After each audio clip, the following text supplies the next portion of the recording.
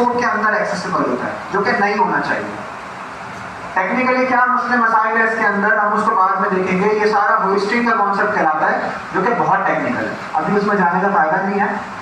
अभी बस ये समझ लें कि ये ग्लोबल स्कोप में होता है, जिसकी वजह से एप्लीकेशन में बग्स आ जाता है, अनएक्सपेक्टेड बिहेवियर आ जाता है। एक एग्जांपल मैं आपको देता हूँ कि अगर मैंने यहाँ ग्लोबल स्कोप पर फर्स्ट नेम लिखा हुआ है और मैं यहाँ पर फंक्शन के अंदर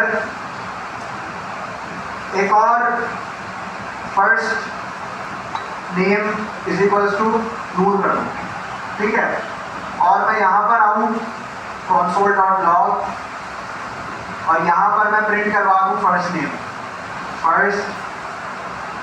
नेम, सही।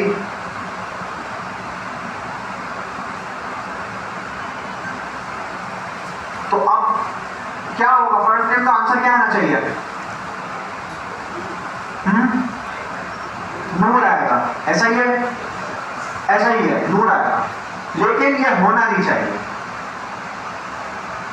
इसको अगर आप थोड़ा सा समझोगे तो होना नहीं चाहिए। क्यों नहीं होना चाहिए?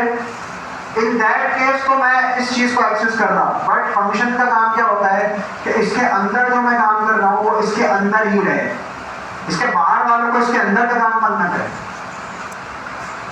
ठीक है। तो इस चीज को तोड़ने के लिए या इस बिहेवियर को फिक्स करने के लिए जो न्यू कीवर्ड डिफाइन हुआ उसका नाम है लेट। क्या है? LET, let. ये फंक्शन स्कोप पे काम करता है, ठीक है। We'll discuss the use of these three arguments shortly. The first time you call a variable, you only use the name and existing variables to assign a new value. तो अब क्या scene है, मैं यहाँ पर आता हूँ let user name is equals to Michael, ठीक है, और अब मैं आऊँगा user name is equals to Michael Noor, सही। और अगर मैं फंक्शन के अंदर आऊँ, फंक्शन के अंदर आकर मैं करूंगा अभी, तो क्या होगा? फंक्शन के अंदर आकर अगर जैसे मैंने लास्ट टाइम किया था, करता है इसको दोबारा, सही। इसको मैं दे देता हूं लेट। अब क्या होगा? एरर आएगा, कंफर्म खबर है। मैं कहता हूं एरर नहीं आएगा, हाँ माइक आएगा, कंफर्म है। और अगर नहीं आया तो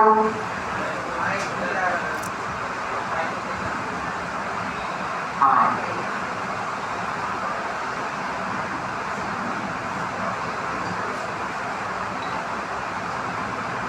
नूर आया। क्यों?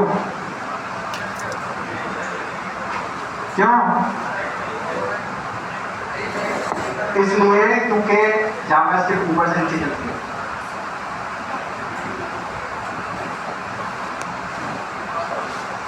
In that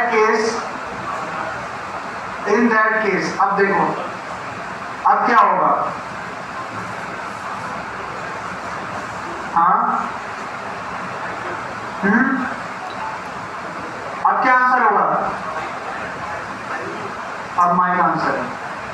क्यों? क्योंकि मैंने इसके अंदर एक नया वेरिएबल बनाया है फर्स्ट नेम के नाम से, जिसका स्कोप सिर्फ इतना है। इस फर्स्ट नेम का इस फर्स्ट नेम से कोई ताल्लुक नहीं है। अगर मैं ये काम बाहर के थ्रू करूंगा,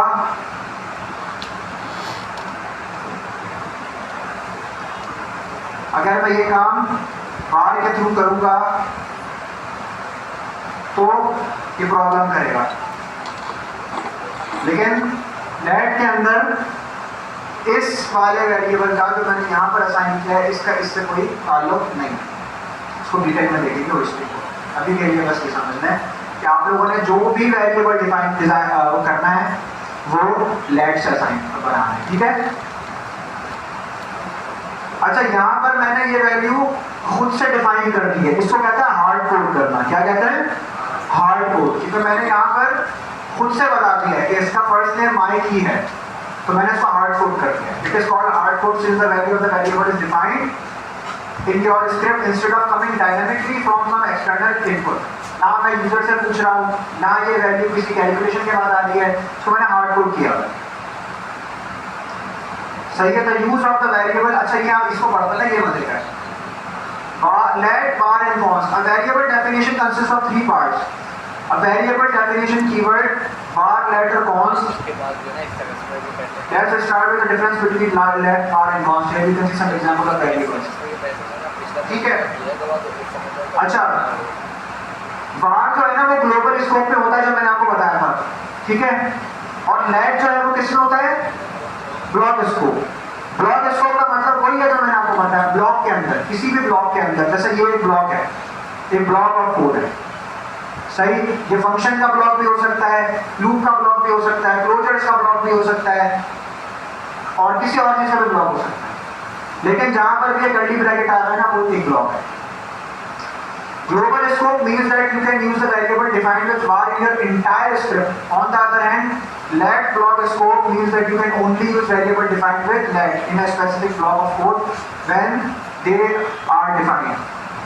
तो the thing is कि अगर मैं इसको var दे दूं और यहाँ से मैं इसको हटा दूं और मैं यहाँ पर first name करूं, तो क्या आना चाहिए मेरा आंसर? क्यों आएगा first name? टेक्निकली समझाओ। क्या मैं, ये फंक्शन है, ठीक है, मैं फर्स्ट नेम को एक्सेस कर रहा हूं, क्या फर्स्ट नेम मेरी पूरी स्क्रिप्ट में लिखा हुआ है? लिखा हुआ है? नहीं लिखा हुआ।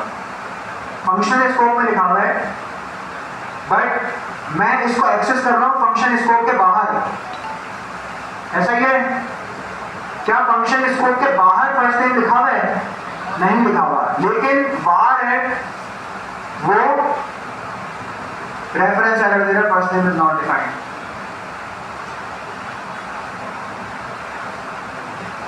Constant variable. तो क्या सीन होता था मेरे जहन से निकल गया, लेकिन मोटी मोटी इसकी डेफिनेशन यही है कि ये जो है ना वो ग्लोबल स्कोप में होता है और एक्सेस कर सकते हैं हम इसको अपने स्कोप से बाहर भी, जो कि नहीं होना चाहिए। बहुत सारी प्रॉब्लम्स क्रिएट हो जाती है इस तरह से। तो अच्छी प्रैक्टिस हमेशा से यही है कि जब भी हम डिफाइन करें, हम लेट के थ्रू डिफाइन करें। सही जी।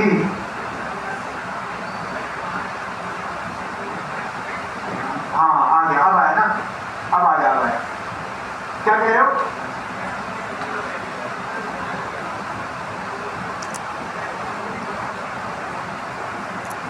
समझा नहीं, दोबारा बोलो।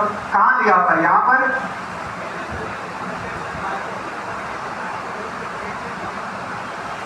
प्रिंट इसलिए नहीं हुआ क्योंकि वेरिएबल डिफाइन ही यहाँ पर हुआ है। देखो वेरिएबल ना इसके स्टेजेस होता है, पहला होता है डेक्लेरेशन, फिर होता है इनिशियलाइजेशन। अगर मैं सिर्फ यहाँ पर var फर्स्ट नेम दे दूं और इसकी कोई वैल्यू नहीं दूं, तो इस स्टेज को क्या कहेंगे? क्या कहेंगे?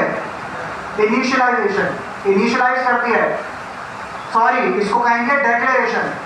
हमने इस वेरिएबल को डिक्लेयर कर दिया है, लेकिन इसको इनिशियलाइज नहीं किया, इसके अंदर कोई वैल्यू नहीं डाली, इसको हमने सिर्फ डिक्लेयर किया है। और जब मैंने इसके अंदर कोई वैल्यू नहीं डाली तो कौन सी वैल्यू है? हाँ, अनडिफाइंड। कौन सी है? अनडिफाइंड। सही। अब जब मैं इस वेरिएबल को यहां पर वो कर रहा हूं, डिक्लेयर यहां पर कर रहा हूं, इससे पहले ये वेरिएबल एग्जिस्ट नहीं करता, ऐसा ही है। तो इन दैट केस ये इसके बाहर एग्जिस्ट नहीं करेगा। अगर मैं एक काम कर दूं ना, फॉर एग्जाम्पल मैं ये कर दूं, अब करके देखना है, अभी भी नहीं चला। अच्छा मेरे ख्याल था कि ये चल जाएगा, बट नहीं चला।